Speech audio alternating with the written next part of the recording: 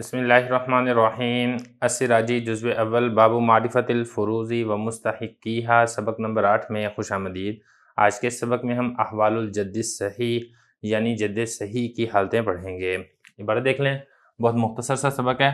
अल जद्दुस सहीहु कल अबी इल्ला फ़ी अर्बई मसाइला व सनज़कुरुहा फ़ी मवाज़िइहा इंशाअल्लाहु तआला व यस्कुतु लबु बिल जद्दी लिअन्ना लबा अस्लुन फ़ी क़िराबतिल जद्दी इलल मय्यिति वल जद्दुस सहीहु हुवल्लज़ी ला यदख़ुलु फ़ी निस्बतिही इलल मय्यिति उम्मुन। तर्जुमा देख लें, जद्द सही बाप की तरह है सिवाय 4 मसाइल के, और हम इंशाअल्लाह इन 4 मसाइल को उसकी जगह में ज़िक्र करेंगे। और साकित हो जाता है जद बाप की मौजूदगी में, इसलिए कि बाप असल है जद की मैयत के साथ रिश्तेदारी में, और जद्द सही वो है कि उसकी मैयत की तरफ निस्बत करने में वालदा दाखिल ना हो। इबारत हो चुकी है, तर्जुमा हो गया है। अब चलते हैं इसकी तशरीह की तरफ। यहाँ पर भी वजह हसर की तरह समझ लेते हैं, जिस तरीके से हमने वजह हसर के साथ बाप की हालतें समझी थी। वजह हसर इस एतबार से है कि मैयत के बाद उसका बाप ज़िंदा है या फिर ज़िंदा नहीं है। अगर तो मैयत का बाप ज़िंदा है तो फिर इस सूरत में दादा महरूम होगा, दादे को कुछ भी नहीं दिया जाएगा। और अगर ऐसा है कि मैयत का बाप पहले ही इंतकाल कर चुका है, मैयत का बाद में इंतकाल हुआ है, तो फिर इस सूरत में दादा को हिस्सा मिलेगा। लेकिन कितना हिस्सा मिलेगा इसके लिए देखा ये जाएगा कि मैयत की औलाद है या औलाद नहीं है। अगर तो मैयत की औलाद नहीं है तो फिर इस सूरत में दादा आसबा बनेगा, बिल्कुल वैसे ही जैसा कि बाप आसबा बनता है जबकि मैयत की औलाद ना हो। और अगर मैयत की औलाद है तो फिर देखा ये जाएगा कि औलाद मुज़क्कर है या मुअन्नस है। अगर मैयत की औलाद मुज़क्कर है तो फिर इस सूरत में दादा को छठा हिस्सा दिया जाएगा, ये दादा आसबा नहीं होगा। और अगर मैयत की औलाद मुअन्नस है तो फिर इस सूरत में दादा को छठा हिस्सा सुदुस दिया जाएगा, और इसके साथ साथ दादा ये आसबा भी होगा, बिल्कुल ऐसे ही जैसा कि बाप को छठा हिस्सा दिया जाता है और साथ बाप आसबा भी होता है जब मैयत की मुअन्नस औलाद मौजूद होती है। इबारत देख लें, फरमा रहे हैं कि जद्द से ही बाप की तरह है इल्ला फ़ी अर्बई मसाइल, मगर 4 मसाइल में थोड़ा सा फ़र्क है। देखें, जैसे कि बाप की 3 हालतें हैं, बिल्कुल ऐसे ही दादा की भी 3 हालतें होती हैं। दादा की एक चौथी हालत भी होती है। वो चौथी हालत ये है कि दादा बाप की मौजूदगी में महरूम होता है।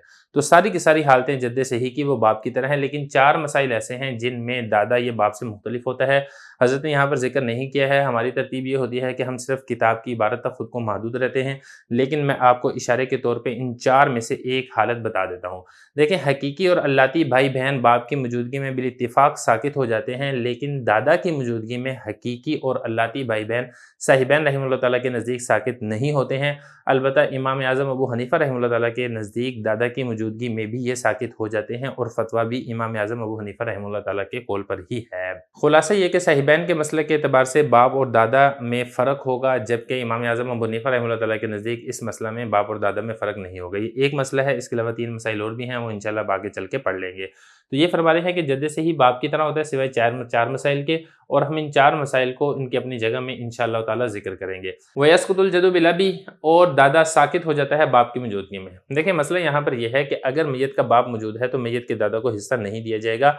वजह यह है कि जो मैयत के दादा की मैयत के साथ रिश्तेदारी है, इसके अंदर वास्ता कौन बन रहा है? वो बाप बन रहा है। तो बाप रिश्तेदारी में असल है और दादा ये रिश्तेदारी में फ़रा है, और उसूल ये होता है कि असल की मौजूदगी में फ़रा ये महरूम होता है। ये बिल्कुल ऐसे ही है जैसे कि मैयत का बेटा भी हो और पोता भी हो, तो बेटे की मौजूदगी में पोता ये महरूम होता है, क्योंकि बेटा ये असल है और पोता ये फ़रा है। क्योंकि पोते की मैयत के साथ रिश्तेदारी में बेटा ये दरमियान के अंदर असल और वास्ता बनता है, और असल की मौजूदगी में फ़रा महरूम होता है। बिल्कुल ऐसे ही यहाँ पर भी है कि जब मैयत का बाप जिंदा और मौजूद है तो फिर दादा को हिस्सा नहीं दिया जाएगा। तो ये फरमाया कि यसकुतुल जद्दु, दादा का हिस्सा साकित हो जाता है बाप की मौजूदगी में। क्यों? क्योंकि बाप ये असल है दादा की मैयत की तरफ रिश्तेदारी में।